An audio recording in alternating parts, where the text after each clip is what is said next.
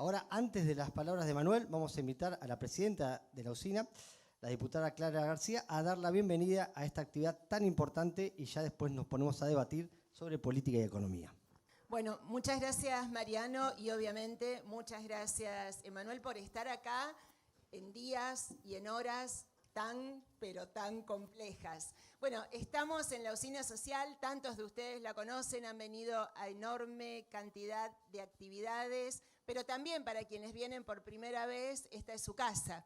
Es la casa que Miguel Lifchitz soñó, este espacio innovador, que mira al futuro, diverso, dinámico, lleno de gente joven y de equipos con experiencia, que bueno, tratamos de hacer esto, de escuchar a quienes piensan como nosotros y a quienes piensan distinto, porque en todo caso así fue la génesis y la vida de Miguel también. Y comunidad de ideas, ya lo decía Mariano, es esta suma que vale mucho más que cada una de las individualidades de todas las organizaciones que como la usina a lo largo de toda la provincia de Santa Fe encuentran un espacio para pensar un futuro diferente, para capacitarse, para la cultura, para espacios de debate, para repensar la gestión, porque bueno, sin duda también este espacio que como toda usina genera energía, también se pensó para el futuro que queremos nos encuentre como protagonistas.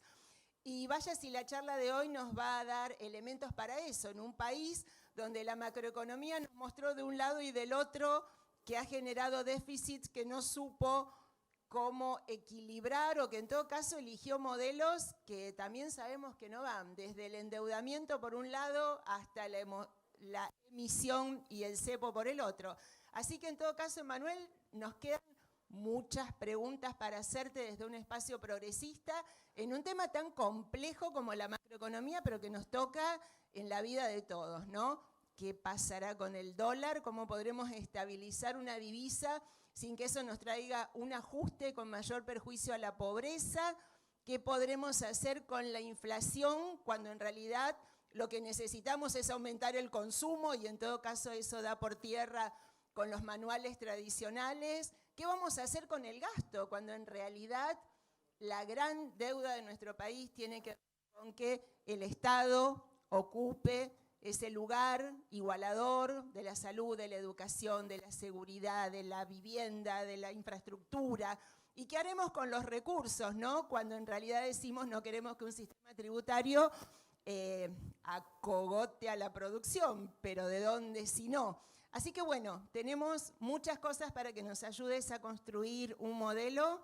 Nosotros lo hacemos desde el progresismo, tomaremos estas ideas y desde ya, claro, reiterarte, muchas gracias por estar acá esta noche. Te escuchamos.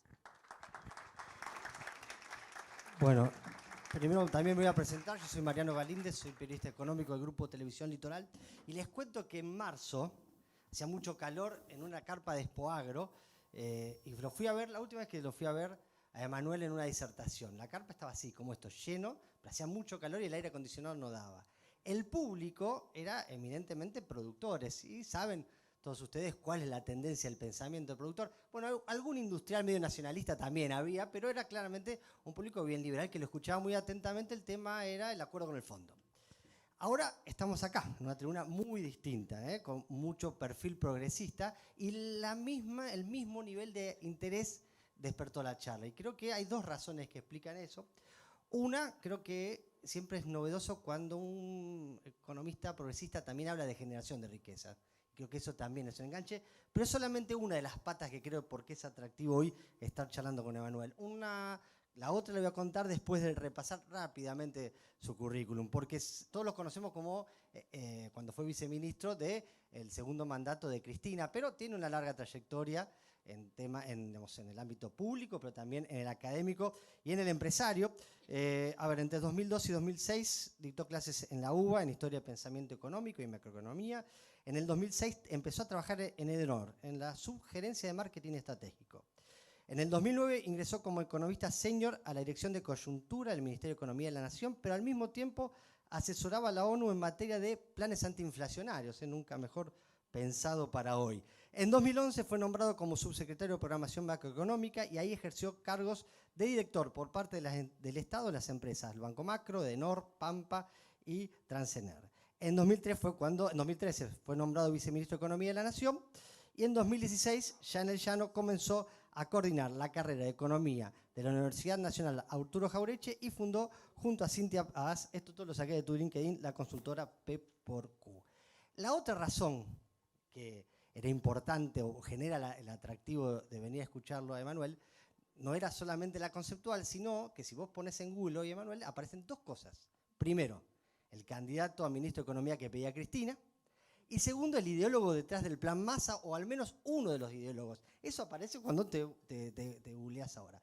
Con lo cual, para arrancar, te quiero preguntar, ¿desde dónde me estás hablando? O sea, yo puedo contar mañana, mira, estuve con el economista que le armó el plan a Massa, o es solamente esas cosas que nos gustan a nosotros poner en los medios para tener más clics y esas cosas. Así que la primera pregunta es, el casi ministro, el siempre casi ministro, el ideólogo del plan Massa, ¿desde dónde nos vas a hablar hoy? Bueno, arrancamos fácil, está bien. No, primero quiero agradecer la invitación, especialmente. La verdad que el espacio me tiene medio sorprendido. Que ustedes vengan acá hoy a escuchar de economía también me tiene sorprendido. Voy a hacer una corrección. Yo creo que valoro mucho, la verdad, la amplitud de, en este caso, invitarme a mí, que tengo dos características tal vez un poco complejas. La primera es porteño, la segunda es peronista. Se sale por acá atrás, ¿no? Después cuando dormís. Sí. Hay una salida preparada. Por ahí no paso, ¿no? Pero yo creo que estoy bastante seguro que votamos distinto. No estoy tan seguro que pensemos tan distinto. Y me parece que estas diagonales que se generan en términos de abrir y de empezar a discutir algo a la cual no le encontramos la vuelta son súper necesarios, porque la verdad que digamos, la sociedad está complicada, estamos con esta grieta donde la verdad que más importa quién lo dice que lo que dice, y creo que estas iniciativas laburan un poquito, aunque sea metiendo un granito de arena, en tratar de parar un poquito ahí, decir, bueno, discutamos un poquito y nos olvidamos un ratito de quién lo dice. Les voy a pedir que hagan eso, que se olviden un ratito de quién lo dice. Vamos a intentar. y vamos al meollo de la cuestión, pero no me voy a escapar de la pregunta. La verdad que a mí, cada vez que alguien que tiene una responsabilidad pública me hace la pregunta que para mí es como tocarme un botón. O sea, me preguntas eso y yo, ya me mejoraste el día. Que es una pregunta muy, muy genuina, que es, ¿cómo la ves? Yo laburo de eso, ¿eh? Lo que pasa es que se dice de distintas formas. Pero, escenarios. Claro, escenarios. ¿Cómo la ves? Digamos, pero está bien, te lo puede preguntar el dueño de una compañía, al tachero, no importa. La verdad que de fondo es lo mismo. Y decía, cada vez que alguien que tiene responsabilidades públicas me pregunta cómo la veo, yo que soy un producto de la escuela pública, de la universidad pública y de un empleado público, que es mi viejo, ahora ya jubilado, pero mozo del Congreso de la Nación 40 años seguidos, para mí es un privilegio. Yo siento que cuando uno estudia en la universidad pública tiene una obligación de devolver algo de alguna manera. Una manera, obviamente, es dando clases, digamos, ad honorem, pero también otra manera es contestándole a alguien que tiene algo que los economistas difícilmente conseguimos, que es el voto de la mayoría. Hay una excepción ahí en la provincia de Buenos Aires, pero como es un amigo, no voy a desarrollar sobre el tema, pero para mí eso es un privilegio. Y es algo que hago todo el tiempo y que no solo hago con los gobiernos a los cuales voto. En Google, un poquito más atrás, está mi rol ahí tratando de ayudar a la transición más demencial de la historia de la economía argentina, que fue el traspaso entre Macri y Alberto Fernández. Entonces, habiendo estado del otro lado del mostrador, como persona que tuvo responsabilidades públicas, entiendo bien digamos, una cuestión de esa relación, que pasa lo mismo cuando vos sos consultor y una compañía te está preguntando algo, que es que si vos preguntás, lo que te pueden responder del otro lado tiene muchísimo más valor que lo que vos podés decir. O sea, si a mí Massa me llama ahora y me dice, che, ¿cómo la ves? Yo puedo hablar 15 minutos, puedo hablar 2 horas seguidas de cómo la veo, pero si yo le pregunto qué vas a hacer, pasan dos cosas. Si me contesta, es un irresponsable. Y segundo, lo más probable es que no me llame nunca más. Entonces yo cada vez que me siento con un político que tiene una responsabilidad pública en ese momento, hablo sin parar como un demente. Y no quiero que me cuente nada. Y eso me ha permitido hablar de vuelta con gente que está de los dos lados de la grieta en momentos muy complicados. En momentos muy complicados. Es público que yo tengo una buena relación con Sergio, que hablo con Sergio y que le dije todo lo que opino de este momento, de lo que hay que hacer y de lo que no hay que hacer. Y yo esto en las conversaciones privadas lo digo explícitamente, le digo, no me contestes, no me cuentes. Porque la verdad que no laburo de llevar y traer, y si me cuentas un despelote, y además todos sabemos que te pueden estar operando, te pueden estar diciendo la verdad, con lo cual tampoco... Ahora, cuando termine esta etapa, y ojalá que termine muy bien, y ojalá que termine dentro de mucho tiempo, me voy a sentar con la mayor parte de los integrantes de este gobierno y ahí voy a escuchar yo. Pero mientras ellos tengan responsabilidades Estuviste hablando. de ese tipo... Te estuvieron llamando, te estuvieron consultando. Yo, la verdad que... En estos 15 días, en estos sí, últimos 20 pero la días. verdad que no es solo Sergio, no es solo el Frente de Todos, y ahí sí que no me vas a sacar nada. No, pero por una cuestión de responsabilidad, lo que sí te puedo decir francamente es que lo mismo que te voy a decir a vos acá, es lo que le digo a cualquiera que me pregunte. Probablemente acá digan menos malas palabras, porque estamos en público. Bueno, vamos entonces a arrancar formalmente la primera pregunta. Vamos a hacer el honor al título que le pusieron los organizadores. Vamos a preguntarte cómo la ves en tema cambiario y en tema inflación, escenarios y salidas posibles, o decirte, che, ¿alguien sale vivo de esta? Bien. A ver, acá hay que explicar una característica que es del argentino, pero que es constitutiva de cualquier economía que tiene inflación alta durante mucho tiempo. Un economista argentino que se llama Guillermo Calvo, en el 97, hizo como una especie de taxonomía de regímenes de inflación, ¿no? Entonces clasificó los regímenes de inflación en 3 tipos. Inflación baja, que es hasta 10% anual. Inflación alta, que es cualquier cosa entre 10 y 100 y pico % anual. Y después está la hiperinflación, que es, hay varias definiciones, pero algunos dicen 50 o más mensual 3 meses seguidos, 25 semanal 8 semanas seguidas, no importa. O sea, lo primero que quiero decir es que la hiperinflación es otra cosa. Entonces, cuando Calvo explica estos regímenes, dice algo que es un cachito paradójico, pero que es importante entender, que dice, él llama inflación baja, inflación baja. A las inflaciones altas las llama inflación crónica y a las hiperinflaciones las llama hiperinflaciones. Entonces, dice lo siguiente. La ventaja de las hiperinflaciones es que son inestables. La desventaja de las inflaciones crónicas es que son estables. Dame un minuto más porque es importante y quiero arrancar con esto para sentar las bases de lo que vamos a discutir hoy. Estabilidad es una metáfora que usamos los economistas que la usamos de la física, ¿no? Que quiere decir que si el sistema económico se para en un equilibrio, supongamos 50% de inflación por año, lo que vos te tenés que preguntar es si ese equilibrio es estable o es inestable. ¿Qué significa estable o inestable? Piensa en una taza y en una pelotita. Si vos pones la taza, ¿cómo va la taza, no?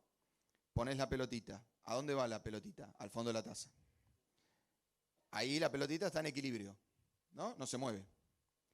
Movés un poquito la taza, poquito. ¿Dónde termina la pelota? De vuelta en el fondo. Eso es un equilibrio estable. En economía es un sistema que se acomoda en un lugar, tiene algún shock, Rusia invade Ucrania, la pelotita vuelve al fondo, vuelve al mismo equilibrio. Si vos das vuelta a la taza y pones la pelotita arriba y movés un cachito la taza, la pelotita nunca vuelve al mismo lugar. Entonces ese equilibrio es inestable. En castellano, Calvo dice, las hiperinflaciones tienen la ventaja de que te pasan por arriba y pasás a otro régimen. Son bichos que duran 6 meses, 1 año, estás en otro lado. Entonces casi que no tenés que hacer nada para solucionar una hiperinflación. Simplemente tenés que evitarla. Cuando estás, ya está, te pasó por arriba. El despelote de las inflaciones crónicas es que son estables. ¿Qué quiere decir? Te podés quedar décadas con tasas de inflación de entre 10 y qué sé yo cuánto. ¿Y por qué son estables? Porque los agentes económicos, las personas, las empresas, etcétera, desarrollan mecanismos para defenderse de la inflación. Y ese mismo mecanismo es el que perpetúa la inflación y el que hace que el equilibrio sea estable. A ver, nosotros acá porque, qué sé yo, ya está, es como el aire, ¿no? Pero yo estos meses que el mundo está con quilombos parecidos o incluso más grandes que los de Argentina, hago un ejercicio todos los domingos que es, me meto en el Wall Street Journal, en The Economist, en The Guardian, en el New York Times y pongo en el buscador inflación. Y me leo las 3 primeras, digamos, notas que aparecen, que son las nuevas, ¿no? Las editoriales, qué sé yo. Sí, yo los domingos, una joda. Sí, asado no hay, pero hacemos eso en casa y la pasamos bombas. Y mi novia me dice, genial, ¿estás con la inflación? No, sí, bueno, anda a cagar. La otra vez en el Times había una editorial, una nota muy larga que decía lo que te van a decir los 10 CEOs más importantes del mundo de cómo enfrentar este escenario inflacionario. Entonces había uno, no me acuerdo si era el de Unilever, el de Procter & Gamble, que decía, bueno, el consumidor tiene que tener mucho cuidado de una cosa que ahora ya llaman shrinkflation, que es la combinación de shrink, que es como achicarse, y inflation de inflación, es como achicaflación, en castellano medio malo. Entonces el CEO, 4 párrafos, un choreo a mano armada, digamos, decía, el consumidor tiene que mirar que por ahí los envases son parecidos, pero el contenido bajó. Vení, papu. Vení 3 semanas, que te digo cuánto traían las Oreo y me vas a explicar cómo. Entonces, la compañía, ¿qué hace? Te baja el contenido, te vende más chiquito, te saca menos plata. El sindicato, ¿qué hace? Pide indexación de la paritaria. España, año pasado, solo 25% de las paritarias tenían cláusula de indexación. Este año, 75%. Entonces, el mundo se está argentinizando. No es para hacerle bullying al mundo, porque nosotros venimos para el demonio, pero mi punto es, el gran problema es que Argentina puede vivir con 25% de inflación promedio, 30%, que es el promedio 2010-2018, cruza la grieta. Esa inflación se quedó y cruza la grieta. Y cuando vos tenés un quilombo, te vas a 45, te vas a 50.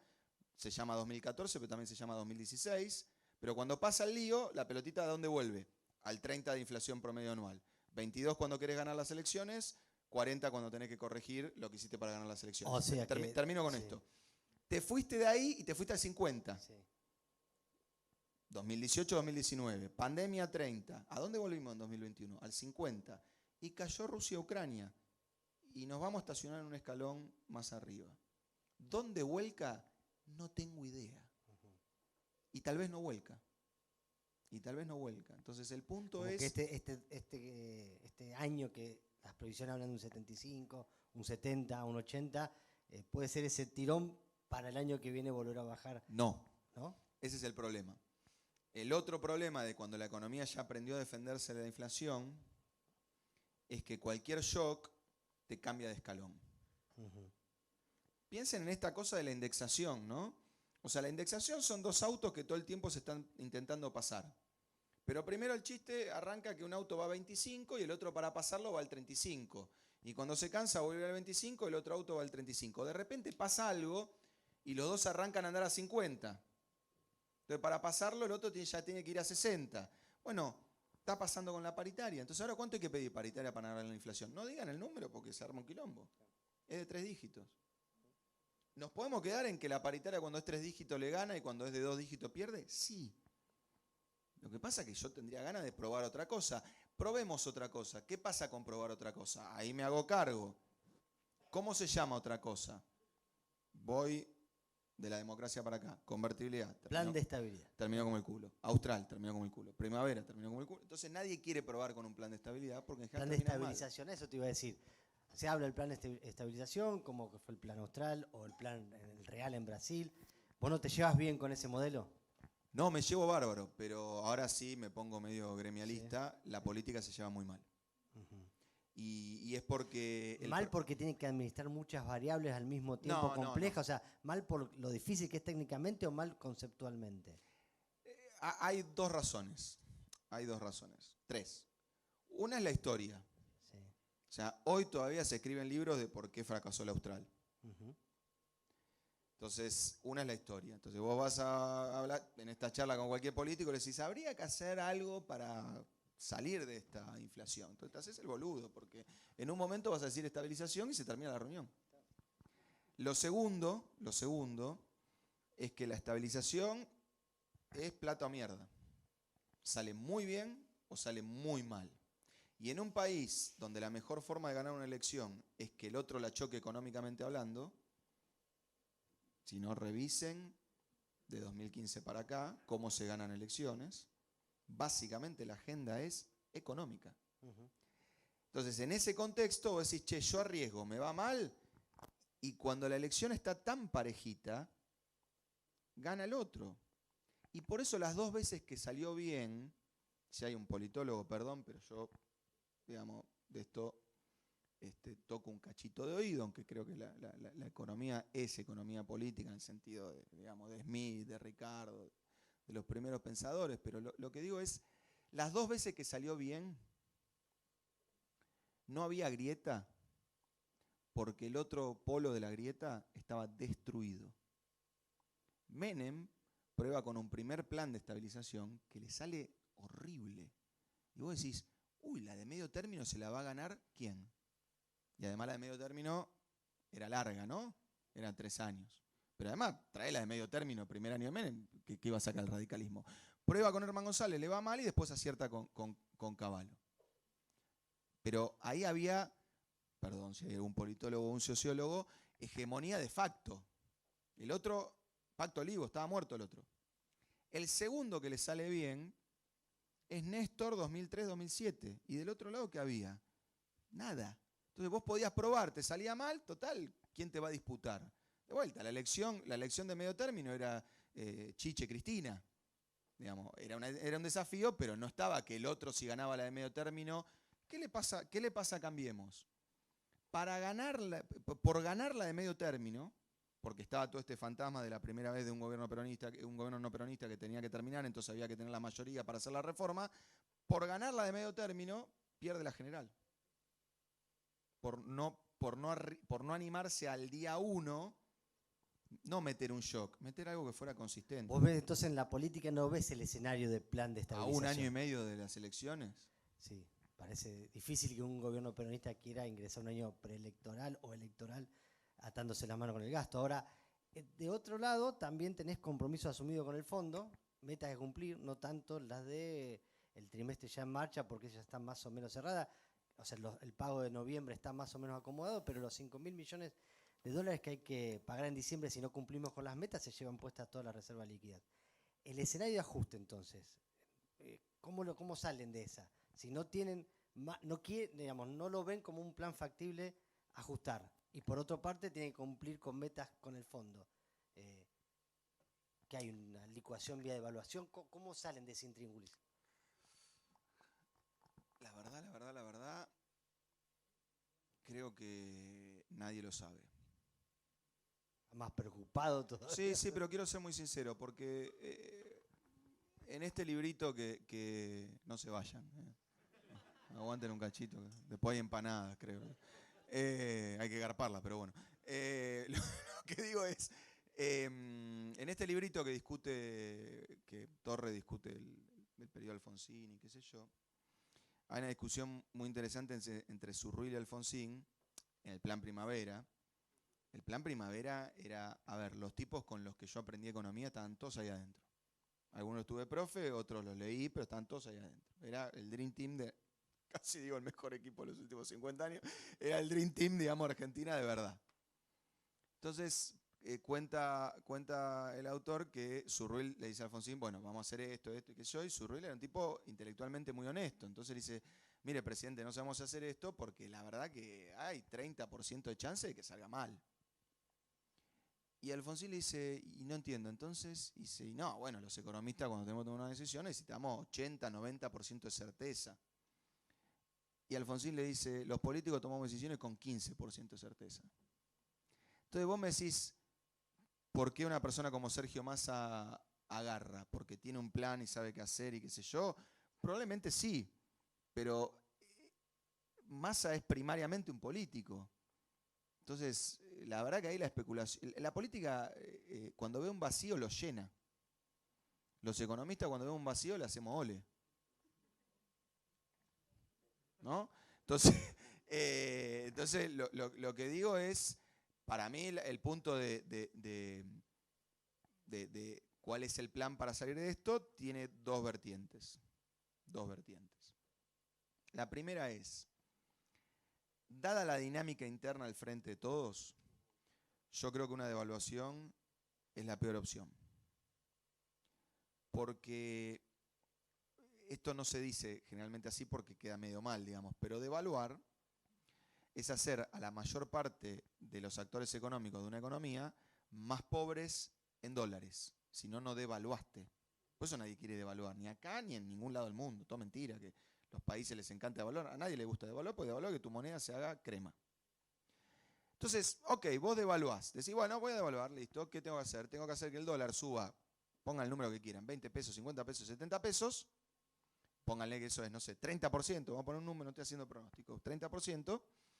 Entonces, devaluás. La pregunta es si la devaluación salió bien o mal. No se define cuando haces la devaluación. Se define el día después. Vos subís hoy el dólar 30 pesos. Y entonces arrancamos. Viene la CGT. Dice, che, hay que adelantar la paritaria porque devaluamos. Ok, la CGT nos hizo más pobres en dólares.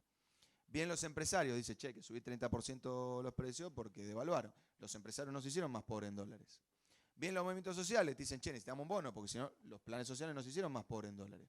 Y después viene, bueno, más ahora no, pero más antes, viene y dice, che, hay que actualizar el mínimo no imponible y hay que actualizar la cuota del monotributo. Entonces, los autónomos y los monotributistas nos hicieron más por en dólares. Entonces, ¿quién se hizo más por en dólares? Nadie. ¿Cuánta inflación nos comimos de más? 30% más. A los 3 meses tenemos el mismo tipo de cambio real que antes de devaluar.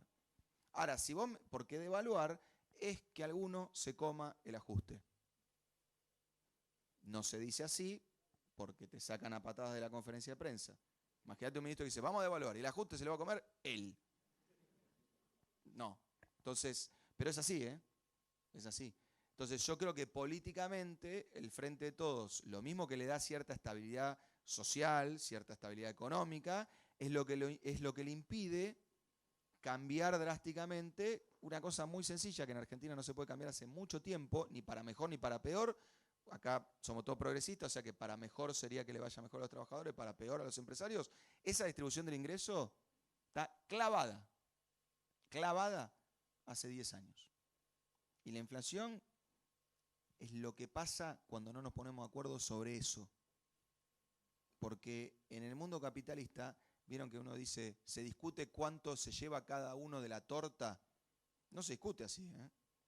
No sé si alguno acá es empresario o representante sindical, no discuten. Che, la paritaria este año son 3 litros de leche, 4 de asado, 5 alquileres, un auto. Se discute en plata. Y la respuesta es en plata. Entonces vos pensás que estás discutiendo una parte de la torta, pero el sistema ¿qué te devuelve? Precios. Y cuando el otro te cede la parte de la torta, se da vuelta y ¿qué te hace? Te sube los precios. Y vos te das vuelta y ¿qué haces? Le pedís más paritaria. El otro se da vuelta y ¿qué te hace? Te sube los precios. La torta la misma o peor, se achica y nos estamos engañando que un ratito yo como más que vos, al otro ratito vos comes más que yo y así estamos. Entonces, esa discusión es el gran acuerdo nacional que no tenemos. Esa discusión es el gran acuerdo nacional que no tenemos. Entonces, devaluar no la veo.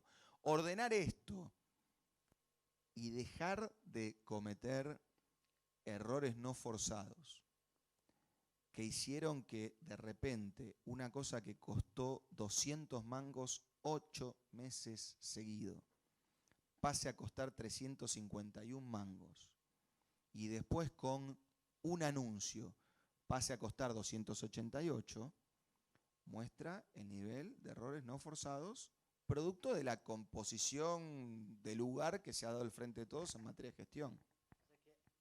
Antes de arrancar, de escuchar tu pregunta, tu respuesta, yo tenía la pregunta, es decir, había algo que no me cerraba, que era lo siguiente. Si el ala más dura del gobierno lo venía corriendo Alberto por izquierda, y el emergente es Massa, que claramente no es un emergente de izquierda, ¿por qué ese ala dura le iba a tolerar un recorte del gasto que no le toleró a Guzmán? Pero ahora vos me decís que vos no ves a la nueva composición con intención de ir por ese lado. O mínimamente, o solo cosméticamente hablando. Ordenemos esto y me permito hacerte yo una pregunta a vos. Sí. Y contestame súper corto. Dale. ¿Por qué lo sacan a Guzmán? Una palabra. Es una palabra. ¿Por qué lo sacan a Guzmán? ¿Por hacer qué cosa? El acuerdo con el fondo. Que tenía adentro qué cosa. El ajuste. Bien. A Guzmán lo sacan por hacer el ajuste. Tesis. Vamos a los datos. Sí. Yo tengo un lío, porque no te voy a responder algo que... Sí. O sea, te voy a mostrar algo que no entiendo. Primero, la política agarra la cuestión del ajuste está bien, para discutir en materia retórica, está muy bueno, qué sé yo, pero técnicamente hablando, los economistas post-Keynes llamamos a ajuste a cuando vos haces política fiscal procíclica. ¿Qué quiere decir procíclica? Que va en el mismo sentido que el ciclo económico. O sea, si todo se cae como un piano, las empresas están invirtiendo menos, la gente está consumiendo menos, estás exportando menos, y vos, cuando todo se cae con un piano, bajás el gasto público, a eso se le llama hacer un ajuste. Si vos, cuando todo va para arriba, el consumo va para arriba, la inversión va para arriba, las exportaciones van para arriba, esos son los tres componentes de la demanda agregada. El cuarto es el gasto público. Si vos cuando todo vas para arriba, subís el gasto público, no estás haciendo una política expansiva contracíclica, estás haciendo una política procíclica. Ser keynesiano es cuando todo el gasto privado va para arriba, el gasto público va para abajo. Cuando todo el gasto privado va para abajo y todos estamos con un julepe bárbaro que se viene una recesión, el gasto público se comporta contracíclicamente y sube para contrapesar. La política keynesiana labura como el amortiguador de un auto, que por suerte se activa cuando agarrás un pozo. ¿Te imaginas un amortiguador de un auto que se active cuando no agarrás un pozo? Es un flan, no es un auto. ¿Está clara esta diferencia? Una clase de macro en 2 minutos, listo. Vamos a los datos. Guzmán se fue por hacer el ajuste. En el primer semestre el consumo privado creció 4,5. La inversión creció 15. Las exportaciones crecieron 8. 3 componentes de la demanda agregada. El gasto, todo en términos reales, en cantidad de cosas. El gasto público creció 12. Creció 12. No tengo forma de explicarle a un alumno de primer año de economía que eso es un ajuste. Eso es una expansión, déjenme poner un término económico en el medio, demencial. Porque está todo para arriba y vos lo estás tirando más para arriba y como está todo tan para arriba, te estás quedando sin dólares. Entonces, quiero confesar, no sé por qué lo echaron a Guzmán, pero no porque a mí me caiga mejor o peor, porque por hacer un ajuste no fue. La política online durante 45 minutos tuvo una nota que yo creo que el que la operó la bajó porque le dio vergüenza, porque la nota decía, escándalo, Guzmán no dejó un peso en la caja. Yo le escribí al periodista, le digo, no, pero no había hecho un ajuste. Es el ajustador más loco del mundo. El tipo ajusta y no tiene un mango. ¿Qué es un agujero negro el tipo? O sea, ajusta y lo mandan a un agujero negro. Entonces, no sé qué pasó. No sé qué pasó, ni me interesa saberlo. Pero en el primer semestre no hubo un ajuste, hubo una expansión. Y eso es incompatible con el acuerdo con el fondo, que no te pidió un ajuste, te pidió que expandas el gasto menos que lo que crece el PBI, para que lo licúes un cachito en términos del PBI, o sea que te dio un ticket gratis el fondo. Ahora, lo que se hizo, mi impresión tiene una explicación política. Mi impresión es que tiene una explicación política. Cuando viene la aceleración de la inflación, y la inflación se va a una zona peligrosa en marzo, estamos hablando de la aceleración de la inflación que ya está recontracelerada, ¿no? Digamos, en marzo no garpaba ser del Frente de Todos. Entonces, ¿qué empieza a pedir cada componente del Frente de Todos para seguir siendo el Frente de Todos? ¿Qué empieza a pedir? Plata. Entonces el gasto se transforma en un barrilete. Che, los gobernadores están con superávit como nunca en la historia. No le pasemos plata. Si no le pasamos plata, se rompe el Frente de Todos. Bueno, pasémosle plata. Che, los movimientos sociales dicen que hay un bono, pero escúchame, el gobierno asume con 11% de desempleo, había 800.000 planes sociales. Ahora el desempleo está abajo de 7 y hay 1.200.000. ¿Qué pasó? Yo no entiendo. O sea, los planes sociales también son un componente contracíclico. Y la inflación pasó. Está bien, pero lo que digo es, ok, pero con esa inflación, por lo que expliqué al principio, lo de la pelotita, la gente se arregló para que la economía siguiera creciendo. No es que me gusta. Digo que el único problema que no tenías era el de una recesión. Entonces, siguiendo esa línea, yo varias veces he charlado con los empresarios en estos días de tensión cambiaria y la frase que me quedaba medio comenzada era como que es la política en la que tiene que acomodarse. Si vos sumás, sobre todo en Santa Fe, la agroindustria, que está muy bien, también sumabas la economía del conocimiento, la biotecnología. Bueno, Vaca Muerta, inclusive acá las empresas metalúrgicas de Santa Fe se dan un proceso de reconversión para convertirse en proveedor de vaca muerta. O sea que había una situación productiva que era buena si la política se acomoda. Vos abonás esa hipótesis, si en lo político, más, o sea, sin necesidad de un ajuste o cosas tan fuertes, si se acomoda un poco la gestión, esto se encamina, A ver, dos componentes muy sencillos. El primero, yo laburo de consultor, o sea, básicamente mis principales clientes son empresas, bancos, fondos de inversión, digamos, también atendemos sindicatos, jubilados, divorcios, hacemos todo, digamos, pero básicamente, principalmente empresas y bancos y fondos de inversión. Me pasa muy seguido que viene un cliente y me dice, este país es un quilombo, no tengo un quilombo en la empresa. ¿Qué quilombo tenés? No sé qué hacer con los pesos. La puta madre. Tráeme ese quilombo, que laburamos de eso nosotros. O sea, yo he laburado con quilombos de este sentido. No sé si me quedan 2 meses o 3 meses para cerrar. 2016 era una masacre. Los cheques rebotaban, había insolvencia en el sistema financiero, subía el desempleo. No digo que esto es Disney, esto es 80 puntos de inflación, es un quilombo. Entonces el primer punto es, estabas en una aceleración de la inflación en expansión. El segundo punto, y ahí empezamos a ver cuánto de esto se llama descoordinación, cuánto de esto se llama desequilibrio económico. Descoordinación política, les doy el ejemplo que acá en esta provincia, aparte lo tienen que saber de memoria. Vieron que, me hago cargo, post 125 se empezó a pensar al productor agropecuario con un montón de adjetivos que acá no vamos a repetir, pero como alguien que no vende los dólares como decisión política y que básicamente el CFO de una cerealera en realidad toma decisiones en función de cómo votó, no en función de variables económicas. Entonces el gobierno empieza a decir, el campo no está liquidando. Y eso es ideológico, y arranca uno, arranca el otro, ya saben todo el despelote, quién me estoy refiriendo, no hace falta entrar en detalle. Entonces, de vuelta, pasa parecido a lo de Guzmán, ¿no? Vamos a los datos. El campo liquidó, en lo que va de estos 6 meses del año, liquidó 3.150 millones de dólares más que los mismos 6 meses del año pasado. Y los 6 meses del año pasado son récord absoluto en la historia del país. Entonces estamos peleados con los números, es un quilombo esto. O sea, el campo no liquida, va a los datos. Puta madre, liquidó todo. Entonces vos decís, le quedó grano. Sí, le quedó grano, porque si el precio se te va a $600 la tonelada, vos no podés plantar soja en la 9 de julio. O sea, en el corto plazo la superficie está fija. Entonces, vendiendo menos cantidad de grano, generás la misma cantidad de capital de trabajo que necesitas para repetir el ciclo. Entonces está bien que el productor no haya vendido, porque lo podría guardar en pesos en vez de en soja. Dale. ¿Quién arranca? ¿Hay algún patriota? No. Bueno, entonces listo. Voy a esto. uno dice, ok, tenés ese despelote, necesitas más dólares por A, B, C, no importa.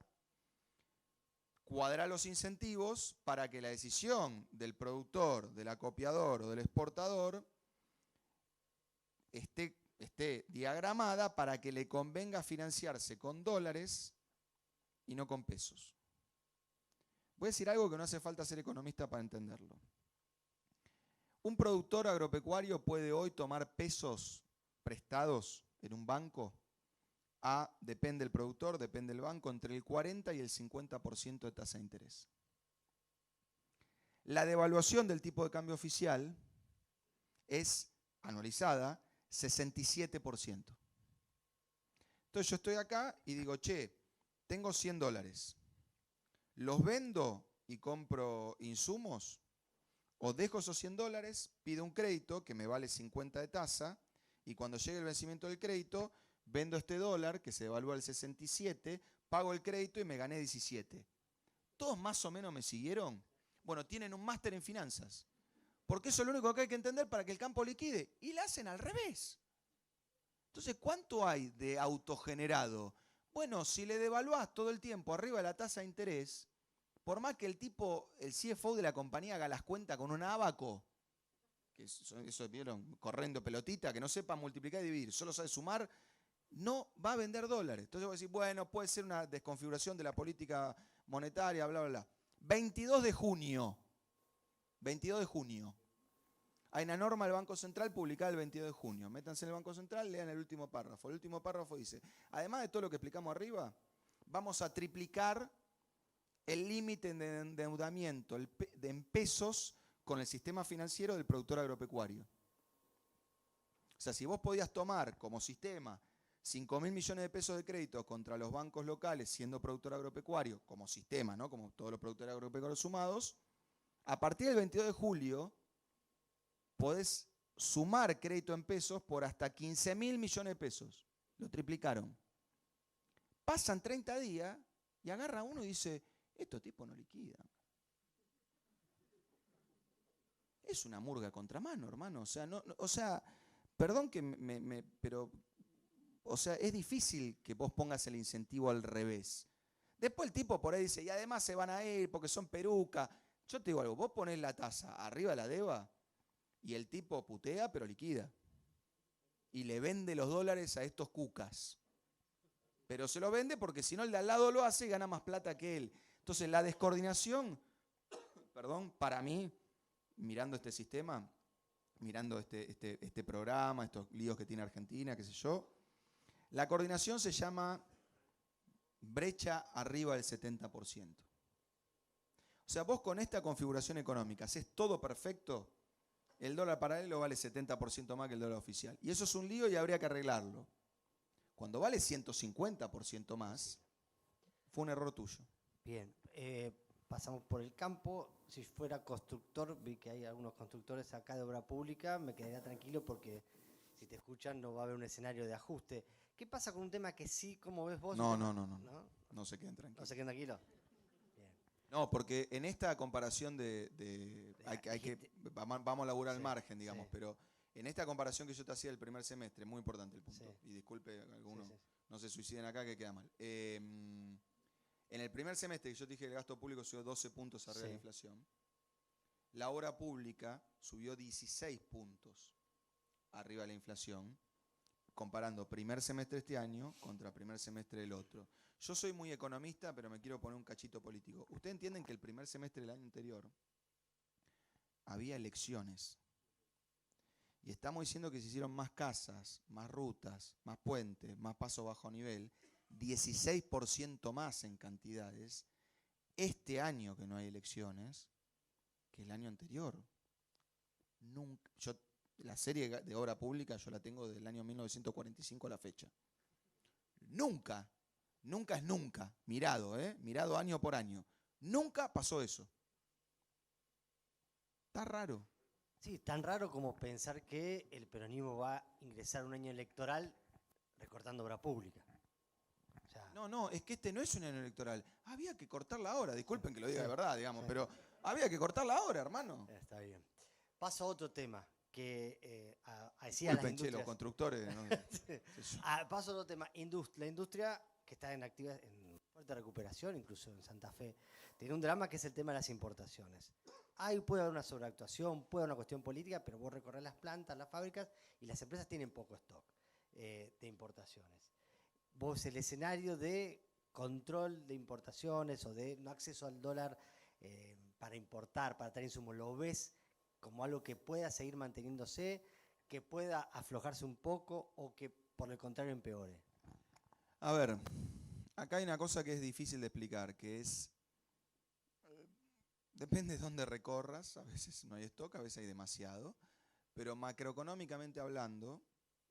Es cierto lo que vos decís, que ahí también existe mucho pero por de esos eso, casos, pero también ves las empresas que claro, no pero llegó. vamos a la macro. La macro es un promedio de todos estos despelotes que estamos diciendo. Hay que tener cuidado con los promedios porque obviamente está uno que no tiene un tornillo y hay otro que tiene 8 meses de stock y vos decís no entiendo por qué. Pero lo que digo es que cuando hay brecha y cuando la tasa de interés está bajo la inflación y abajo la devaluación, la decisión óptima es estoquearse. ¿Sí? Esto, si alguno no lo entiende, pero tiene una pyme, se habrá dado cuenta que en 2016 su jugada de memoria le empezó a salir mal. ¿Por qué? Porque la tasa de interés se puso arriba de la inflación. Entonces, si te estoqueabas, te fundías. Pero además, cuando hay brecha, tenés un incentivo adicional a estoquearte. Entonces, ese incentivo hace que hoy Argentina, medido, esté importando para un nivel de actividad económica 15% más alto que el actual. Argentina está sobreimportando. Porque la brecha se te mete en todos lados. O no, si sacás energía también está eso. No, al revés. Sin contar energía. Estoy hablando de bienes intermedios, viene de capital y viene de consumo. Estoy sacando energía. Eso es la brecha. Pasa acá y en cualquier país del mundo que se te arma una brecha. Polonia en los 20 pasaba lo mismo. Digamos, no es un fenómeno. Islandia en el 2009, lo mismo. Digo, chiquitito. Islandia, 2009, vuela todo por el aire, pone un cepo, se arma una brecha. Principal producto de exportación de Islandia, pesca, buques industriales. ¿Qué hacen los buques islandeses? Se cambian de bandera para no liquidarle los euros al Banco de Islandia. Cambio de bandera, silo bolsa, ¿se entiende? Listo. Entonces es económico, no tiene nada que ver con cuestiones ideológicas. Pasa eso y el gobierno duerme una siesta de 1 año y medio. Saco la pandemia. Hace 1 año y medio que esto estaba claro. La medida se toma hace 3 semanas. ¿Qué hace la medida? Una cosa que es muy rara, que es, esto yo lo explicaba hoy a la mañana. Cuando vos tenés una compañía, hay momentos, digamos, qué sé yo, mal cálculo, lo que sea, donde vos decís, che, me tengo que sentar arriba de la caja. Porque, no sé, me colgaron 4 facturas, tengo que garparla a 3 proveedores, no tengo plata. Entonces, ¿qué hago? Das la orden, no se le paga a nadie y te sentás a ponerle F5, la cuenta al banco, a ver cuándo te garpan la factura. Uno en una compañía puede hacer eso porque, a Dios gracias, yo lo hago cada 3 meses más o menos, tus clientes no hablan con tus proveedores. ¿No? Porque si tus clientes se enteran que vos le estás garpando a tus proveedores, no te garpan la factura. Y dice, aguanta un rato que me parece que vuelca. Bueno, el problema es querer sentarse arriba de la caja escribiendo una norma y anunciando que no le vas a dar dólares para importar a nadie. ¿Por qué? Porque el que te tiene que liquidar se entera. Entonces pasa lo siguiente. Ante la norma, importábamos por 250 palos, estoy sacando energía, importábamos por 250 palos y los exportadores te vendían 200. El Banco Central perdía 50. Dice, che, no puedo perder más 50. Vamos a hacer lo siguiente. Vamos a agarrar las importaciones esenciales, las dejamos a un costado y vamos a cortar todo lo otro 180 días.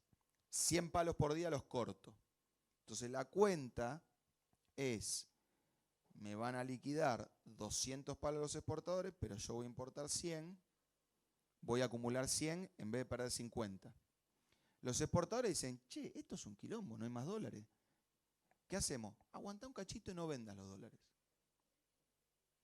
Entonces la exportación prácticamente te va a cero. tenés que garpar 100, venías perdiendo 50, pasaste a perder 100. Yo te digo algo, yo tengo grado, posgrado, doctorado arrancado en economía. Esto en segundo año más o menos lo entendés. No es, digamos, poner un cohete en la luna.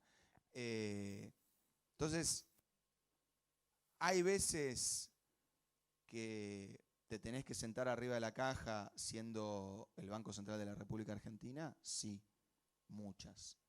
No se hace así. No se hace así. Hay un problema de pericia, diría yo, para ser elegante. Me diste pie para la penúltima pregunta, porque después quiero, también vamos a que participen todos los asistentes a ver si tienen alguna consulta, que es con el tema energía.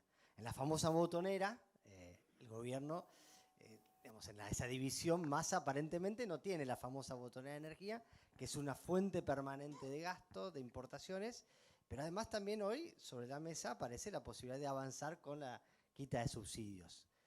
¿Cuál es el escenario que vos estás viendo? ¿Se va a profundizar esa quita de subsidios o ahí tenemos otra vez un fuerte indicio de enfrentamiento entre los sectores internos del frente, entre los que quieren un poquito más de quita de subsidios y los que lo buscan morigerar? A ver, acá hay mucha gente, así que alguno, por favor, alguno tiene que contar el mango a fin de mes, digamos, no creo que sea todo millonario. ¿Alguno sabe cuánto garpa de luz? Nada, se paga poco. Sí. ¿Cuánto? 5.400. ¿Por casualidad te acordás cuánto consumís? 430 kilowatts, 5.400 mangos. ¿Son pareja ustedes? ¿Cómo son? Perdón, no quiero armar quilombo. Okay. Bueno, 5... No, bueno, está bien, qué sé yo. Sí, además saltaba el número por acá y por el otro lado el claro, kilómetro, o sea, sí, y allá gritó uno y dejá de tender la cama algún día, le grité. Sí, es extraño. Raro. Bueno, no, pero está bien, está muy bien el número, 400 kilos a 5 lucas, más o menos está bien. Está muy bien. Yo consumo 400, si llego a consumir 400 kilowatts, garpo 1.000 pesos. Por supuesto, dije, soy porteño al principio, no empiecen a tirar con cosas. ¿Pero por qué? Y esto es muy importante. Esto es muy importante. Mi primer laburo como economista profesional fue en Edenor, ¿no? Yo subí el currículum a la página, me llamaron y me entré a... mi laburo era estimar la demanda de energía y con eso calcular el margen de la compañía, que es el ejercicio de presupuestación de cualquier utility en cualquier lado del mundo, es muy estándar. Entonces vos lo único que tenés que saber es cuánto se mueve la demanda, si se mueve la temperatura, si se mueve el ciclo económico y si se mueven los precios. ¿Qué pasa en el sistema argentino que poca gente entiende? Es muy sencillo, pero poca gente entiende porque hay como una cosa de a los porteños le regalan la luz, a los de conurbano le regalan la luz, al resto se la cobran cara. No es así. No es así. Digamos, la mercadería es la electricidad que viene por ese coso, por el cable. Esa mercadería la produce el Comahue, un productor de una generadora de energía eléctrica, una nuclear, qué sé yo. Esa energía hoy vale más o menos $70 el megawatt hora en cualquier punto del país, porque hay un sistema interconectado. Entonces, cuando entra Santa Fe vale $70 el megawatt hora. Y cuando entra San Isidro vale $70 el megawatt hora. Vale $70 el megawatt hora, pero a todos nos la cobran $30 el megawatt hora. La diferencia es el subsidio que lo paga el Tesoro Nacional. Entonces, ¿por qué ella paga 4 lucas y yo 1?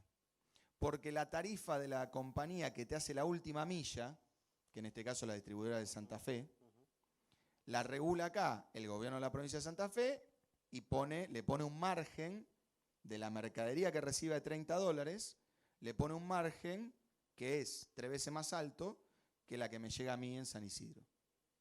¿Se entiende? Es como que dos panaderías recibieran la harina regalada, pero una te cobra el pan caro y la otra te la regala y te la pasa. Bueno, vos en Capital tenés con Urbano mucha gente y poco territorio para y acá, recorrer. Y acá la señora, ¿qué pasa? No vale el voto de la señora. Entonces, bueno, la distribuidora, digamos, la distribuidora lo compra igual. Ahí voy. Sí. Bueno, te doy el ejemplo de Córdoba, que lo conozco de memoria. En Córdoba la distribuidora es propiedad de la provincia de Córdoba. La distribuidora de Córdoba gana más o menos a plata de hoy 15.000, 18.000 millones de pesos por año, porque recibe la energía barata, te la cobra cara, le distribuye las ganancias al gobierno de la provincia de Córdoba, y el gobierno de la provincia de Córdoba te hace ruta y la gente está contentísima. Dice, apaga la luz, pero no hay pozos. Apaga la luz, pero no hay pozos. El peronismo cordobés viene ganando, ¿no? Más o menos. Y las tarifas son más caras que en Santa Fe. Poquito más caras que en Santa Fe. Entonces, esto es una discusión medio ontológica, porque uno dice, si vos subís las tarifas, ¿la gente te votará? Yo esto me lo conozco todo el país. Vamos a Salta, son más o menos 2 veces y media que lo pagamos en Buenos Aires. El oficialismo de Salta no tiene quilombo. Vamos a Córdoba, son 3 veces y media a Buenos Aires, no tiene quilombo. Vamos a Santa Fe, son 3. Acá, bueno, hay alternancia, pero no es que las tarifas se convirtieron en un tema de discusión. No. Vamos a Mendoza, ni les cuento, Mendoza de memoria, gobernó el peronismo de casualidad 4 años, no importa. Entonces, lo que digo es, no parece haber una relación entre lo que te cobra tarifa y si me votás, pero habría que chequearlo, porque puede ser una consideración mía. Estamos en el punto de chequeo, justo. Hicimos el experimento más increíble en la historia de la distribución de energía eléctrica argentina. Mandamos un formulario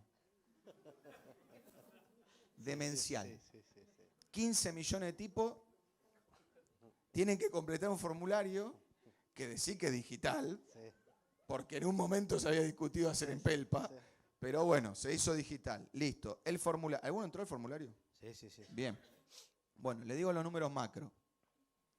De 14 millones de hogares calculados, algunos dicen 12, otros dicen 14, no importa. Hogares únicos, porque uno entraron 3 veces, qué sé yo. Únicos entraron 6 millones, que pidieron el subsidio. En total entraron 11. Hay 3 que no se enteraron, no les importó, qué sé yo. Yo entré por mi laburo, yo no pedí subsidio, pero entré por mi laburo para ver el formulario. Entonces, la mitad te pidió el subsidio. Más de la mitad, pues estoy dejando 3, 4 palos afuera, le pasó lo siguiente. A esa mitad que no te pidió el subsidio, 2 de cada 3, en la tercera pantalla del formulario, cuando te dice, ¿usted está ok con lo que me acaba de decir que gana y que tiene, que yo se lo chequee un cachito? 2 de cada 3 cerraron la ventana, desconectaron la computadora, le tiraron agua al teclado. 2 de cada 3. 2 de cada 3. Entonces vos decís, qué sé yo, allá en Capital Federal se dice monotributista con Audi. No sé si acá está esa imagen. Bueno, entonces vamos. Sí, acá es más peligrosa el monotributista sí, con no, Audi. ya sé, acá, sí. Bueno. Hay mucho. Sí, y ni siquiera está dado de alta el monotributo. Por eso, no. Pero bueno. Hablemos de hippie con Oz, No, capaz que... claro. Allá, claro, es un supermercado de la matanza, qué sé yo, digamos. Entonces, uno dice, che, esto es increíble. A mí me interesa particularmente el tema porque la idea del formulario sale de un aporte que hizo un economista que se llama Thaler, que ganó el Nobel hace no mucho, Richard Thaler, que popularizó su premio Nobel con una palabrita que se llama nudge. Nudge es lo que hace la elefanta mamá con el elefantito. Parece una boludez, pero vamos a llegar a un lado. Denme un minuto. ¿Ustedes vieron alguna vez en esos documentales que la elefanta mamá le pega un empujoncito para que el elefante se anime a cruzar el río, saltar, no sé qué, arrancar, seguir? Bueno, eso se llama nudge en inglés. Entonces este economista dice, la gente en general decide mal. Pero si vos le das un empujoncito, la ayudás a decidir bien. Ejemplo, estudiado estadísticamente en experimentos controlados.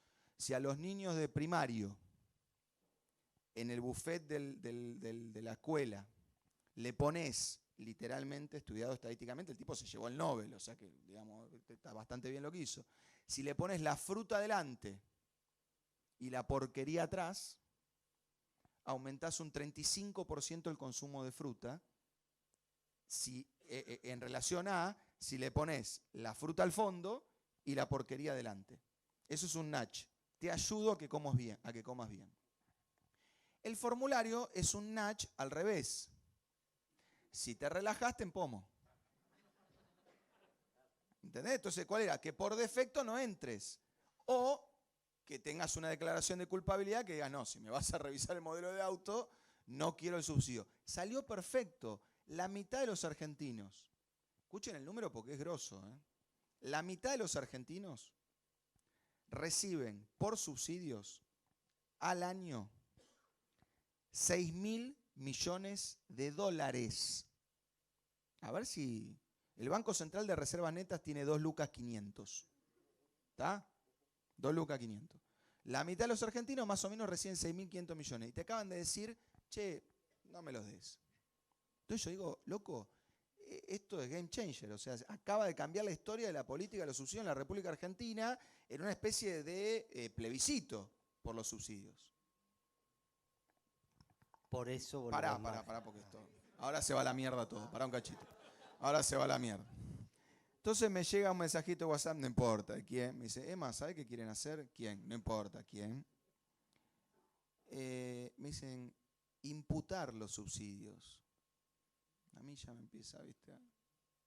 El reloj me empieza a decir, bien, actividad física, es que el corazón me está haciendo así. Le digo, ¿qué sería imputar los subsidios? Sería así, por más que vos hayas dicho que no lo querés, si en las bases de datos figura que no tenés ingresos declarados, te lo dan igual. Es demencia fase superior. O sea, te das cuenta, ¿no?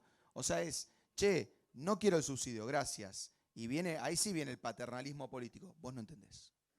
Sí lo querés, pero no te das cuenta. Y como te lo voy a dar, me vas a votar. Es una cosa... Bueno, en serio que esto me afecta profundamente porque yo creo que cuando hablamos de la Argentina del ajuste y de la necesidad de hacer un ajuste, acá hay un punto que tiene que ser entendido muy, digamos, en serio. Argentina este año va a tener 2 o 3 puntos de déficit fiscal. Si no, nos vamos a la mierda, así que van a ser 2 o 3 puntos por las buenas o por las malas. Los subsidios van a ser entre 2 y 3 puntos del PBI. O sea, el déficit fiscal va a ser idénticamente igual al nivel de subsidios. Medido por línea de pobreza, la tarifa social es 1 punto del PBI.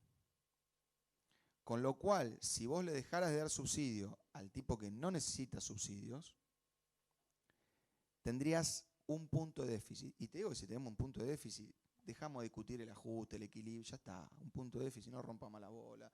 No vamos a tener 3 puntos de superávit. El punto de la tendencia, estaríamos bien. Entonces, vos tenés que pararte y decir, che, si el hogar tiene un ingreso declarado de 250 lucas, está del decil 7 para arriba. Y ahí empieza lo que yo llamo, y lo voy a decir acá específicamente, el progresismo con guita ajena. Entonces uno dice, hay que mejorar la distribución del ingreso. Acá debe haber alguno que gane más de 250 lucas sumando el grupo familiar. Alguno. A mí me parece que hay varios, pero no importa. No quiero hacer, digamos. Pero entonces uno empieza y dice, pero una familia que gana más de 250.000 pesos no le podés decir rico, porque hay algunos que ganan 780 millones por minuto. Elon Musk, ponele. Bueno, boludo, pero estamos en Argentina.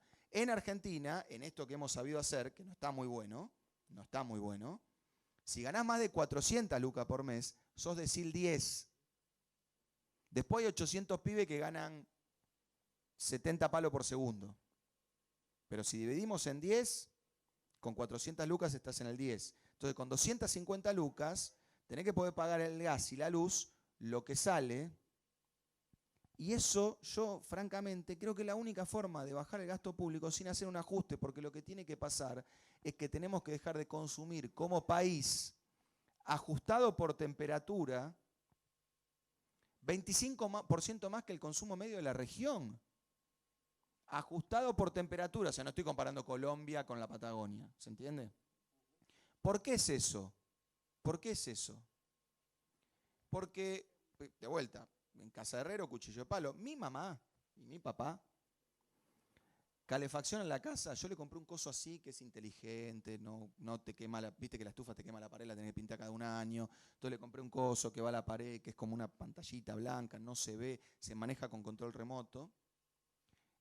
No es como las estufas esa parada donde siempre hay algún incendio, pues una cagada, pues una resistencia. Entonces me gasté una fortuna. Perdón, mi mamá me dice, no calienta. ¿Cómo mierda no va a calentar? Última tecnología. Le digo, mamá, calienta bárbaro. No, yo lo prendo, pero... Y yo entro a la cocina de mi casa, le juro porque me muero acá, y desde marzo hasta agosto están las 4 hornallas prendidas. Indígnense, pero alguno las debe hacer. Indígnense. Pero todo, todo. En Argentina, ustedes vieron que en el primer mundo, ¿cómo se come la carne? ¿Cómo se come la carne en el primer mundo? La gente. En Brasil, ¿cómo se come la carne? En Asia, ¿cómo se come la carne? Cortada chiquita, sarteneada. ¿Por qué? Porque se hace rápido. Acá metés una colita del cuadril y decís, la hice en 5 horas. Hacelo en Francia, tenés que sacar un crédito hipotecario para pagar el gas. No estoy jodiendo. No podés cocinar 5 horas en un horno, porque te fundís en cualquier país del mundo. Y ahora hay una puta guerra por eso.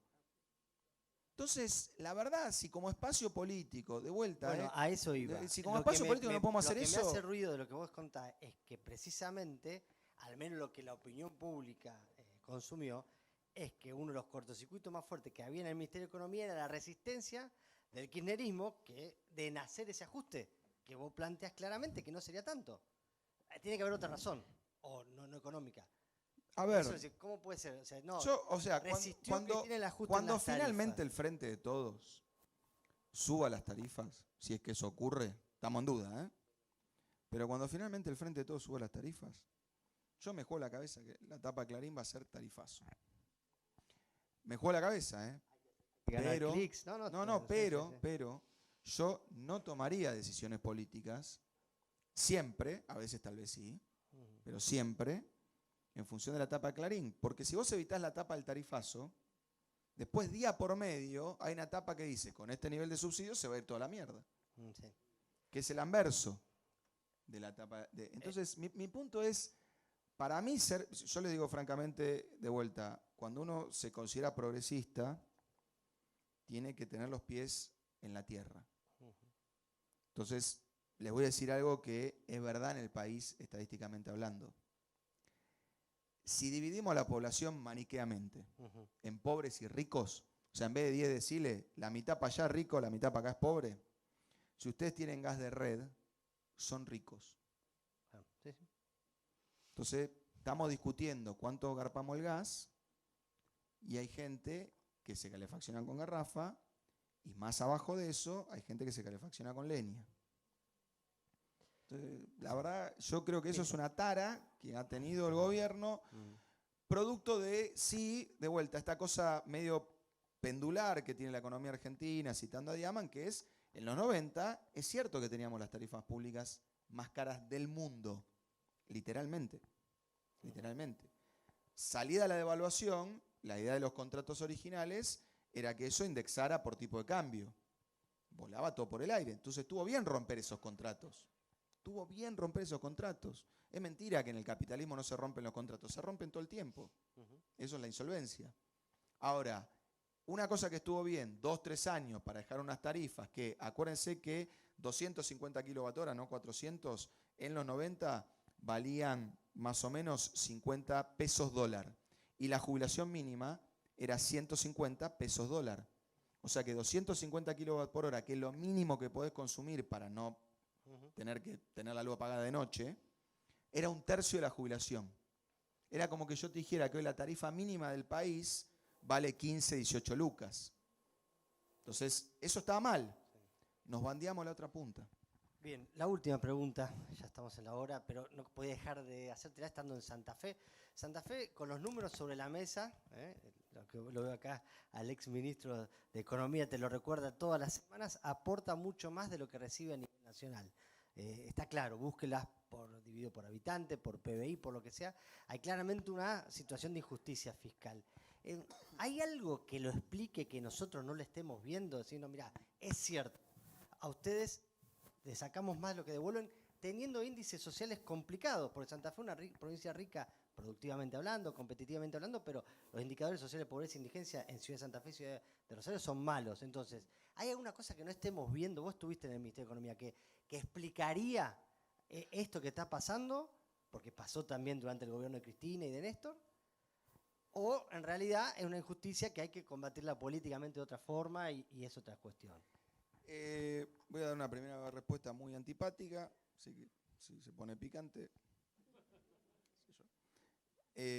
Progresismo con guita ajena. Se llama Estado-Nación. Se llama Estado-Nación.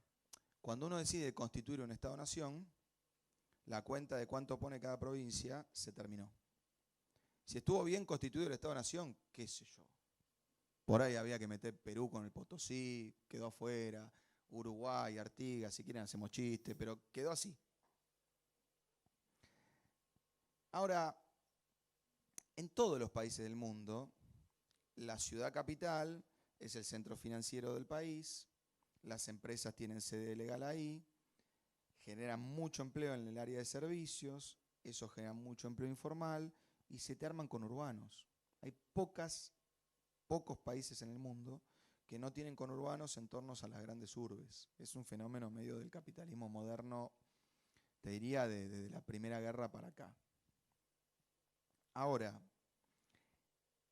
cuando uno mira lo que produce una provincia y lo que se lleva de la copa, es cierto que a Santa Fe la cagan.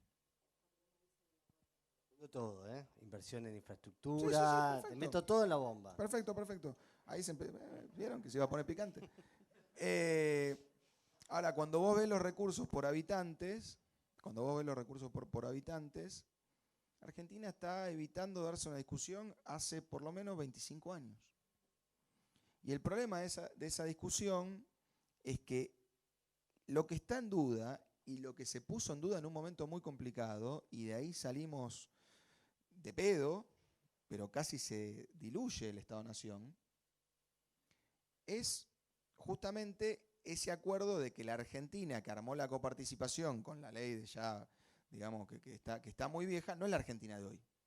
Entonces hay que tener una rediscusión de eso. Cuando vos no tenés una rediscusión de eso, las provincias se empiezan a autonomizar, los municipios se empiezan a autonomizar y entonces tenés esta discusión de que en Argentina no hay 170 impuestos, pero hay un montón. Las tasas no son impuestos, pero de facto funcionan como impuestos porque te la cobran contra una contraprestación que no está, todo lo que ya sabemos. Entonces, ¿habría que rediscutir eso? Sí. ¿Cuándo había que rediscutirlo? Cuando casi el Estado-Nación se diluye, que fue en el 2001. Un Estado-Nación, económicamente hablando, es una moneda. Cuando una provincia tiene que emitir una cuasimoneda, estás al borde del separatismo. Al borde. Esa discusión se saldó pésimo. Porque ¿dónde estaba el lío y dónde se decidían los presidentes? Con los saqueos del conurbano. Acá también había saqueo. Y en Córdoba también. Pero el punto era calmar ahí. Fondo del conurbano, lo que ya saben. La actualización, que no te lo actualizo, que te lo dejo fijo, porque si no, el gobernador de la provincia de Buenos Aires le empieza a hacer sombra al presidente. Entonces, rediscutir eso, voy a decir una cosa para tirarlo a la tribuna, requiere de un gran pacto nacional que en función de que el presidente mira que el gobernador de la provincia de Buenos Aires no le hace sombra.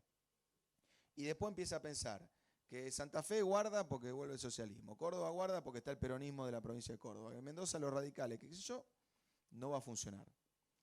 Cuando lo intentamos discutir y Cambiemos intentó hacer una reforma, la reforma estaba mal.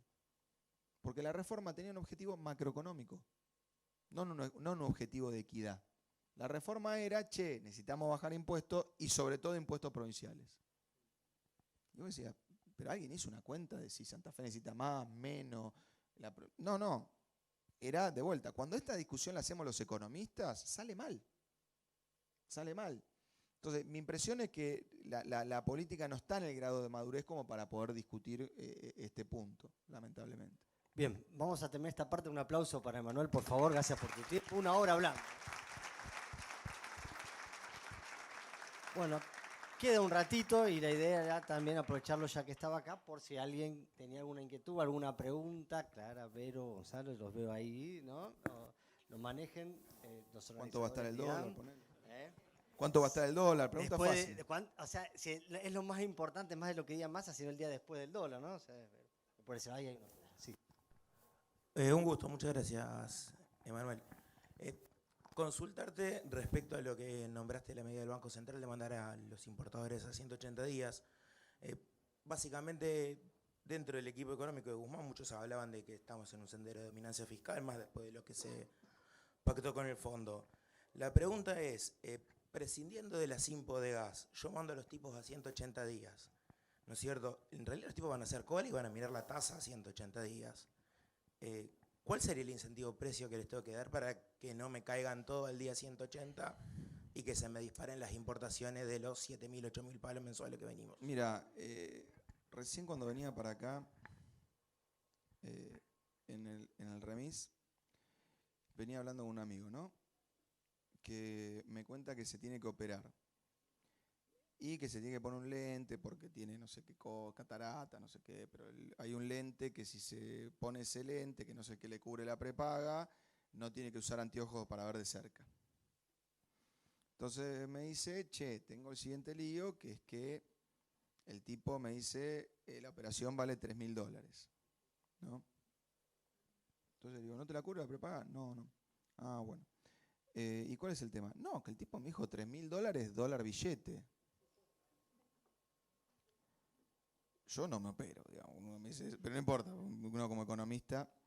Y entonces le digo, ¿y cuál es el problema? No, que no sé cómo está el tipo. ¿Por qué? No, porque me dice que ahora que se fue el dólar a la mierda, tiene la mitad de pacientes para operar. Le digo, aguantalo 15 minutos que va a empezar a entender la economía argentina. Porque, ¿qué está pasando? Si vos querés importar, pensando que el costo de una importación es el dólar paralelo, que es lo que está sugiriendo el Banco Central con esa medida y que hay que salir de ahí antes de ayer. Nosotros hicimos la cuenta, pero de vuelta, es un Excel, qué sé yo, puede estar mal, pero es simplemente para darse una magnitud. Si uno pone la economía argentina a funcionar con un tipo de cambio de 350 pesos, en ese instante, ¿no? Después si triplicás la paritaria, regalás plata, los quilombos que hablamos antes. Pero si vos pones la economía argentina a funcionar a 350 pesos, la economía argentina se pone en nivel de actividad 10 puntos abajo del piso de actividad de la pandemia. En general se dice más abajo que eso hay petróleo, pero no hay petróleo, no hay nada más abajo que eso.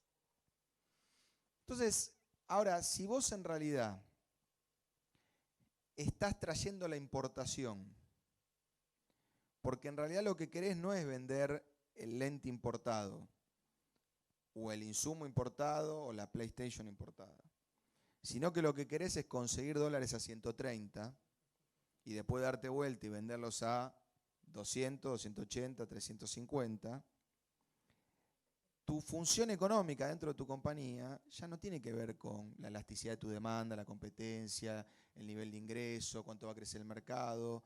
En momentos de brecha, el CFO, digamos el tesorero, el financiero, empieza a ser más importante que el tipo de compras, que el comercial y que el operativo.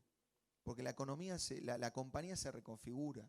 Entonces, el problema no es el dólar oficial, que la verdad que para estándares históricos no está barato. No está barato. Supónganse que el Banco Central le da los dólares a 130, no a turista, a 130. Qatar está caro. El mundial, para el argentino promedio, está caro. Rusia, con el dólar de ese momento, para el argentino promedio, estaba barato. Entonces no estamos en ese mismo problema, porque cada vez que nos quedamos sin dólares, el reflejo es, está muy barato el dólar, hay que devaluar. No está muy barato el dólar oficial, está muy caro el otro. Entonces hay que atacar la brecha rápido y de frente. Gran problema, que el acuerdo con el fondo no dice nada sobre dos cosas que al fondo no le importan, porque el fondo, por más que tenga un área de marketing que te dice que el acuerdo va a bajar la inflación, va a bajar la desigualdad, va a generar crecimiento, va a fomentar el desarrollo, al fondo le interesa cobrar. Para cobrar, técnicamente hablando, la brecha y la inflación pueden ser la que sea. No importa. No se hace así la cuenta. Entonces el problema, creo yo, es que el gobierno, producto de sus internas, subsumió no me quiero poner hegeliano, digamos, pero, o sea, hizo que el programa económico fuera el acuerdo con el fondo. Y el acuerdo con el fondo es el programa financiero para agarrar la deuda al fondo, que somos unos dementes lo que le pedimos al fondo, pero no importa, es un programa financiero para pagar la deuda al fondo. El programa económico es otra cosa. Y el fondo dice, vos querés tener inflación del 100, cosa tuya, agarpame. ¿Querés tener inflación del 10? Mejor, pero yo quiero cobrar igual. Entonces me parece que el error es eso, hasta que no nos demos un programa que no tenga que ver con vamos a cumplir la meta 1, la meta 2 y la meta 3 del fondo, este tipo de problemas van a aparecer todo el tiempo. Y cada vez que aparezcan, el fondo va a estar más seguro que cobra. Un problema de incentivo gravísimo. Por eso creo que hay que salir de ahí. Hay que salir de ahí. Ojalá que mañana empecemos a ver un camino para salir de ahí.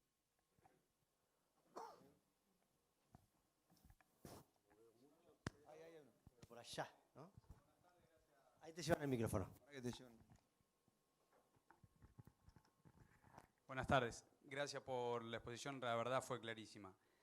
Te escuché nombrar en varias oportunidades el tema del pacto social. ¿Qué implica ese pacto social? ¿A qué agentes hay que sentar en la mesa? ¿Y cómo se coordina? Teniendo en cuenta varias. Bien, cosas, ¿no? mirá. Déjame darte un ejemplo que siempre se pone, yo creo que con bastante poco conocimiento, porque además la verdad que es algo muy viejo y sobre lo que hay muy poco escrito, ¿no? Que uno dice, hay que hacer la Moncloa Argentina. Y es como una especie de berretín, ¿no? Vos traes a un consultor político y te dice, mira, habla de la Moncloa. Y vos decís, ¿qué mierda es? No, si te repreguntan salí corriendo, pero vos decís... yo digo porque esto yo lo doy en la facu y me costó mucho, incluso me costó mucho conseguir el pacto. Y debe haber sido 2017, que el dólar estaba regalado, voy a visitar a mi familia a Asturias y hacía escala en Madrid y me meto a una librería de libros usados. No solo los domingos, ¿no? También cuando voy afuera la paso bomba. Y encuentro un librito verde, hecho mierda, que es, imagínense, por ejemplo, si ustedes van ahora a la librería que está en la esquina del Nacional Buenos Aires, en Capital Federal, disculpen, en el subsuelo hay viejos libros del Ministerio de Economía. Yo ahí encontré un plan quinquenal versión original, por ejemplo. Entonces, esto era eso, era como el Pacto de la Moncloa, Ministerio de Economía de España. Entonces me compré el libro ese, imagina, creo que pagué sobrepeso en la valija, no sé qué. Y ahora lo uso para la facu, ¿no? Entonces, déjame darte un componente del Pacto de la Moncloa, ¿no? Porque obviamente la discusión española que es, le dieron, o sea, se olvidaron de los crímenes de lesa humanidad, digo, amnistía, toda esa cosa que obviamente políticamente fue, bueno, ok, nos olvidamos del pasado. Pero económicamente hablando, cuando España llega al Pacto de la Moncloa, la inflación era 27%. Además había la conflictividad política que deriva en ese pacto. Y el acuerdo que se hace, 27% de inflación anual, el acuerdo que se hace con un sindicalismo que no era el sindicalismo post-Unión Europea que quedó destruido, sino era el sindicalismo del Estado de Bienestar Europeo. O sea, una cosa pesada, literalmente. El pacto que se hace con los gordos gallegos, digamos, es los salarios van a subir 0,5% arriba de la inflación por año durante los próximos 10 años. Yo no sé a quién hay que sentar en la mesa para hacer eso en Argentina. 0,5. ¿Está? Tenés que... con de todo hay que tirarle, a todos. También tenés que sentar a los empresarios, porque de vuelta, pero era una garantía, porque el pacto decía, vos medís la inflación y es 0,5. Con lo cual, si querés subir los precios 100, la paritaria va a ser 100.5.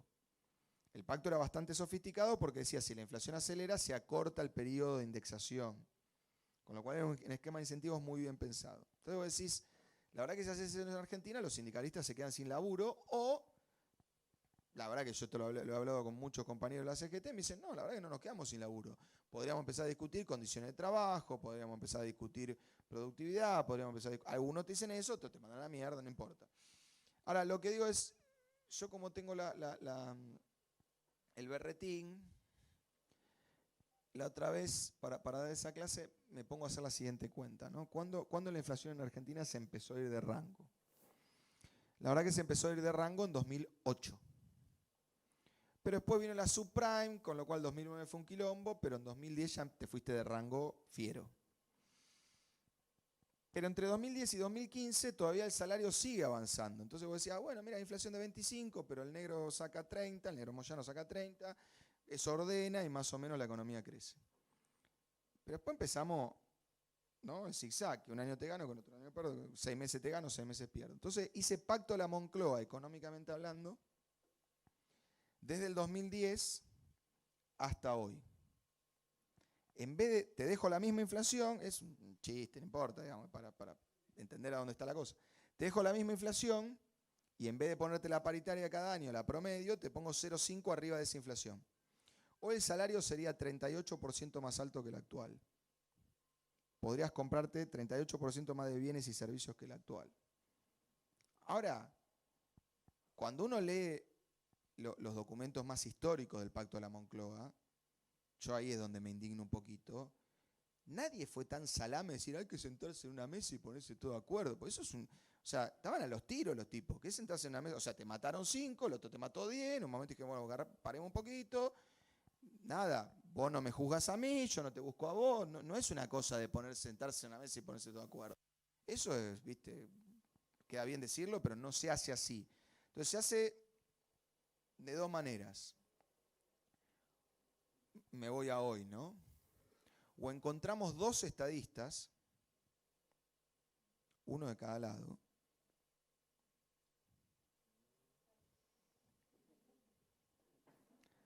o vuela todo por el aire y queda un solo lado vivo. Y ese lado ordena al otro. Porque la verdad que cuando uno mira aunque sea representaciones económicas retóricas que tiene cada lado de la grieta, y digo las representaciones económicas retóricas porque vos decís, Macri, la verdad que benefició a las empresas. Sí, fíjate cuánto valían las compañías argentinas el 9 de diciembre del 2019. Yo le tengo al cliente, le llego a decir, Macri benefició a las empresas, me echan a patadas. ¿Sí? Entonces vos decís, bueno, y el Frente de Todos, vos lo decías recién, vino a que vuelva al asado. La métrica kilo asado salario está en el mínimo histórico. Entonces, pero lo que digo es que los intereses retóricos que cada coalición dice representar son contrapuestos. En los programas, vos después me decís, no, pero si nos ponemos a todo acuerdo somos felices, sí, pero no nos ponemos a todo acuerdo. Entonces, mi punto es, o hay dos estadistas y hacen un alto el fuego, que acá por suerte no son tiros, el fuego es inflación. El grado de desacuerdo argentino se mide todos los meses en el IPC. O hay dos estadistas y dicen, che, vamos a ponernos de acuerdo que la distribución del ingreso que queremos generar con este esquema macroeconómico es tal en tanto tiempo, no mañana volver al 50-50, o estamos 60-40, o uno de los dos lados la choca económicamente, va el otro y arregla todo. Y el problema es que Macri venía a hacer eso, ganó en 2017 y pensó que iba a hacer eso, la chocó. Ganó Alberto, que pensó que iba a hacer lo contrario, que la chocó, que por eso ganó en 2021 Macri, que ahora... y así. Entonces, mi impresión es que la solución lamentablemente no va a ser coordinada. Yo creo que lamentablemente va a ser tortuosa la solución. E incluso puede no serlo. Me parece que si no hay un acuerdo político, lo que tiene que pasar es que el próximo presidente de la Argentina gane por una diferencia de 25 puntos. Y se pueda dar el lujo de perder la elección de medio término. Y se puede dar el lujo de meter un programa macroeconómico que tarda más de 2 años en dar sus frutos. Entonces, cuando vos decís, hay que meter un programa macroeconómico para ganar la elección de medio término, bueno, nace muerto ese proyecto, por los desequilibrios que venimos acumulando. Ahora, si ganaste por 25, decís, bueno, si perdemos la de medio término, total, la Cámara la manejamos, no pasa nada. Ahora, ese tipo tiene que ser un estadista. O sea, ese tipo tiene que decir, vamos a perder la de medio término. ¿Te das cuenta que vos te parás adelante de tu partido y decís, muchacho, el programa es el siguiente, vamos a perder la de medio término? Ese tipo es pelotudo. Se discute eso, ¿eh? Se discute eso. Yo lo dije públicamente, dije, ojalá que Alberto Fernández aprenda del error de Macri y no estrese la economía para tratar de ganar la de medio término, porque la economía argentina no aguanta esa última apretada de acelerador, dado lo que venía ante la pandemia. ¿Qué hicimos? Metimos quinta a fondo para tratar de ganar la de medio término. ¿Qué pasó? Todo lo contrario. ¿Qué tal, Emanuel? Quería consultarte acá. Hablaste del campo y este enfrentamiento del sector y miradas contrapuestas. El campo a veces se muestra como la única solución o como los salvadores. ¿Qué rol le ves al campo y si realmente son así como la gran solución? A ver, yo francamente hablando, digamos, los economistas heterodoxos, estructuralistas, lo que sea, de todo ese pensamiento de la CEPAL de los 50 y hasta los 70, tenemos una responsabilidad, yo creo que menor, pero hay una responsabilidad, de haber generado mucho laburo, pensamiento, digamos, discusión académica e incluso discusión política, en la Argentina y en la Latinoamérica de los 40 y los 50, donde la región sufría un problema que después algunos teóricos de Europa le pusieron un nombre más elegante, pero que en Argentina se conocía más en profundidad desde antes, que es lo que se popularizó como enfermedad holandesa. ¿Qué es la enfermedad holandesa? La enfermedad holandesa ocurre cuando vos tenés un sector primario de la economía, que puede ser petróleo, puede ser soja, puede ser trigo, sector primario puede ser un mineral, un sector primario con una productividad arriba de la media, en este caso la pampa húmeda, pero en Holanda era andá a Noruega, es el petróleo noruego, el fondo soberano noruego, bla, bla, bla, que te genera una afluencia tal de dólares, tan grande de dólares es el ingreso que te genera, que el tipo de cambio se te abarata y te hace imposible que la industria sea competitiva a nivel internacional. Entonces vos terminás con un país primarizado que no puede absorber la mano de obra de las grandes urbes. Entonces la receta para eso, una de las recetas para eso, ejemplo, Noruega, ¿qué hizo? Dijo, che, los dólares, primero, el petróleo, pim, para adentro, digamos, propiedad del gobierno noruego. Chile, vino Pinochet, ¿qué es lo único que no tocó? Codere. Cobre, listo. Entonces, ¿qué dice? Dice, el petróleo lo sacás de la lógica, el recurso natural lo sacás de la lógica de mercado y todos esos dólares te los comprás vos, pero no permitís que te maneje la cotización del tipo de cambio. Entonces mantenés un tipo de cambio un poco más depreciado y lográs que alguna industria te empiecen a hacer. Otra solución de eso que inventaron los estructuralistas son las retenciones. Primero se le decía tipo de cambio diferenciado. Una manera de diferenciar el tipo de cambio son la retención. Entonces, el mundo cambió. Lo segundo que cambió es que Argentina, a diferencia de Holanda, a diferencia de Australia, a diferencia de Noruega, tiene la mitad de los recursos naturales per cápita que las economías que pueden ser sujetos de enfermedad holandesa. Argentina no es rica en recursos naturales. Eso es falso. Chile tiene más recursos naturales per cápita que Argentina.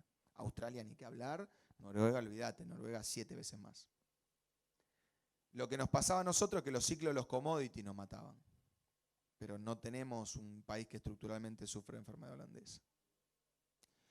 Entonces ahora es una locura, pero los economistas latinoamericanos inventamos esta cosa, yo me subo a la ola, pero no había ni nacido, inventaron esta cosita de decir, che, los tipos de cambio diferenciados son la solución a la enfermedad holandesa. Entonces, si vos estudiaste a Previch, a Diaman, al estructuralismo latinoamericano, al brasilero, al argentino, al peruano, al mexicano, estás entrenado y sabés de tipos de cambio múltiples. Y también sabés de una cosa que en los 50 se llamaba desdoblamiento cambiario. Entonces ahora, alguna gente que mira las cosas a 10.000 pies de altura dice, che, estos son heterodoxos. Algunos dicen, son peronchos, no importa, ponele, académicamente hablando, son heterodoxos. Entonces te van a desdoblar. Para arreglar este lío del dólar, te van a desdoblar. Entonces yo digo, muchachos, el desdoblamiento que yo estudié es una solución a la enfermedad holandesa.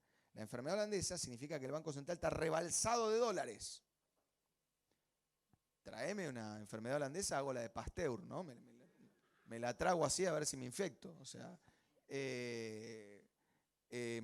Entonces, lo que digo es, estamos pifiándole al bicho que tenemos. Entonces, el campo argentino, para mí, hay que dejar de pensarlo como el campo que en algún momento te pudo generar enfermedad holandesa y que te mataba la industria.